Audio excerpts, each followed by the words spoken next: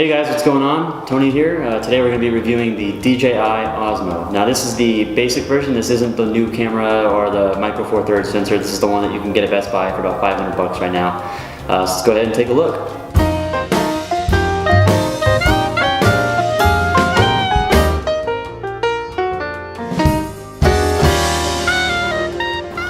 Very lightweight. We'll go into some of the specifications of this a little bit. I like it because, as you can see in some of the tests that we're about to show you, you have perfect stabilization. It's really easy to go on the go with, and it's 4K. So that's also great if you're a filmmaker like I am, or if you're filming events, perfect. So super easy to set up. It's got a cell phone holder right here, and to turn it on, you just got to unlock the locks up here. There's a lock on the axis and then on the head itself. So we just turn it to the right, turn it up, turn it on.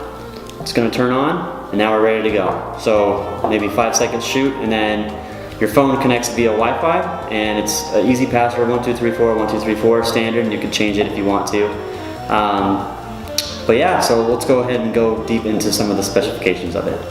So this is a very good product if you're somebody like me that does a lot of run and gun stuff. I do other stuff too, but sometimes you just got to get out there and start filming stuff. So this is an excellent product for that. So this is the button that you can change up and down, left and right. You can also hold the screen down with your finger and drag it whichever way you want it to go. My phone's about to die, whoops. Now once again, if you just double tap it twice, it'll go right back to recentered here. We have the record button right here, so I can start recording things.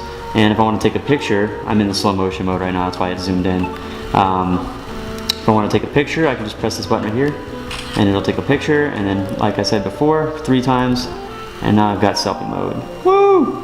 One of the really cool things about this is that I already mentioned it's 4K, it does 2.7K as well, shoots 4K 30 frames a second, 24 frames a second, same with 2.7K. It does 1080p up to 60 frames a second, and it also has a slow motion version. Now the one thing that is different about this is that the field of view for the 4K or any other mode is about 92 degrees field of view, but when you change it to the slow motion version, it changes it to 42, I think it is, degrees. But if you shoot in 1080p, 60 frames a second, and then you convert it to 24 in post, you'll have a full screen slow motion effect, which we have a test of right here. Another good thing about this is that it has continuous autofocus, so you don't have to worry about running and focusing all the time. It has manual mode, so if you know your exact settings, you can use the manual mode, but if you have a shutter speed, so like if you want to film action sports, you can do 1/200th of a second, and it'll stay at that, or you can do automatic and it'll do everything itself. For you filmmakers out there, it has D-Log mode. It's not official D-Log, it's just a simulation, so it'll still be an MOV file when you record. Vivid, there's a Cine-like mode, which I like. It's cinematic kinda. It's just like D-Log, but not as flat. But yeah, it's a very good product. It's $500 right now at Best Buy, and there's a lot of stuff you can do, and here's some of the stuff you can do with it.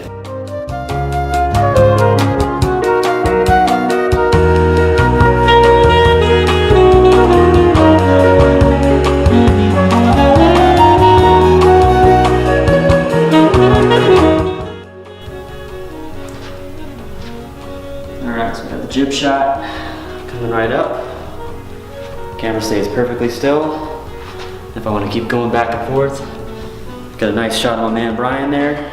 It'll look really nice. Here we go. This is just me walking slow, nothing crazy. Just gonna turn around, and I'm not touching anything right now. It's doing it itself. So you can see it's pretty fluid as compared with the DJI Ronin, which I also will be demonstrating in a minute. It's, I think, a little bit more smoother. You can fine tune it, but it's easier with this because it's already pre-programmed and ready to go. Definitely good if you're trying to shoot real estate. You can get kind of fancy shots like this, and it's super easy to do that. So if you really need a real estate camera or something you want to go take trips on, definitely recommend this. The audio on this thing is definitely not what I would do if I was trying to shoot professionally. You can get microphones for it. I don't have any to test at the moment, but you can definitely buy some, because if you guys can't hear it, there's a motor kind of thing going, and it definitely disrupts the sound. But as you can see on my shots, it looks like a lot smoother. Bryan's moving as I'm moving, whereas on the 60D, You can see the footsteps a lot more easier than on the Osmo.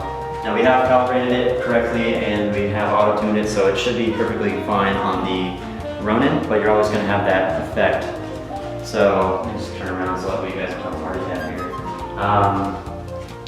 Another thing I'd like to note while we're talking here is the battery life. Battery life is about 50 minutes to an hour.